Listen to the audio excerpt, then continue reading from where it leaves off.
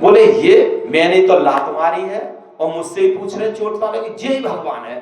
तो कौन है भगवान? नारायण। नारायण ने ही सबका है ना अपना अंश छोड़ दिया है। सब किसी की भजन हो लेकिन पूजा वहीं लगती है।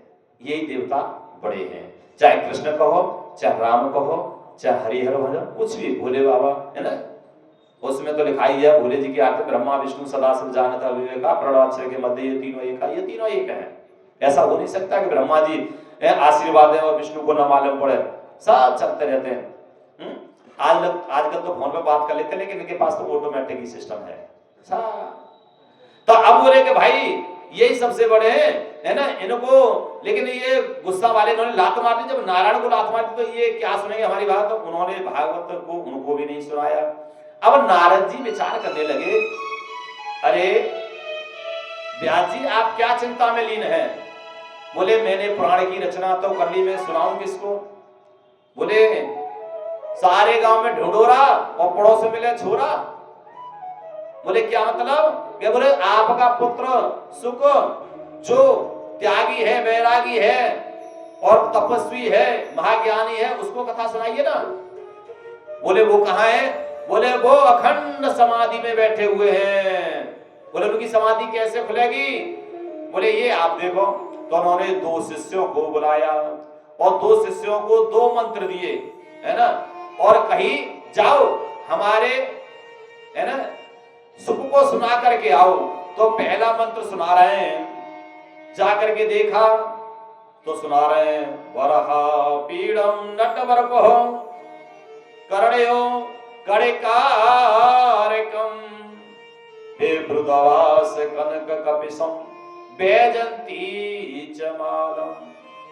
भगवान की हर चीज का वर्णन किया गया सुंदरता का, कि भगवान के नेत्र कैसे हैं, गले में बैजंती माला है, पग में घुंघरू बंधे हुए हैं, बांसुरी हस्तकमल पे अधरों पे धर करके बजाते। तो इतनी सुंदर वर्णन किया है। तो उस सुंदर वर्णन को सुन करके सुखदेव जी की समाधि थोड़ी सी खुली और खुल करके और फिर वो समाधि में लीन दोबारा हो गए। जैसे किसी को जगाओ ना तो थोड़ी सी कौन है, फिर सो जाता। शिष्य पहुंच गए, गुरुजी हमने सुनाया, समाधि खुली, लेकिन वो समाधि में दोबारा लग गए। बोले अब दूसरा मंत्र सुना करके आओ। आधा ही सुनाना, क्योंकि किसी को आधा है ना वस्तु दो, आधा ही किसी का काम करो तो उसकी जिज्ञासा रहती है ना। जैसे आप पैंट शर्ट ही मान लो, किसी को आपने गिफ्ट में शर्ट दे दी तो उसकी जिज्ञासा रहेगी, पैंट नहीं लाई दीदी, पैंट नहीं लाई है ना। हाँ, अब ये छोटे बच्चे को ले लो, यानी उसको थोड़ा सा गिफ्ट दे दो, चॉकलेट लाई, आधी किसी आधी दे दो उसको, आधी बोले आधी और दे दो, तो ये जिज्ञासा रहती है। तो बोले आधा ही मंत्र सुनाना। अब उन्होंने दूसरा मंत्र सुनाया, अहो वकीयम स्तनम कालकूटम जिघासया पायले वेगतम धातुयत चिंता ततो अन्यम कम्वका दयालुम सर्वं व्रजेम।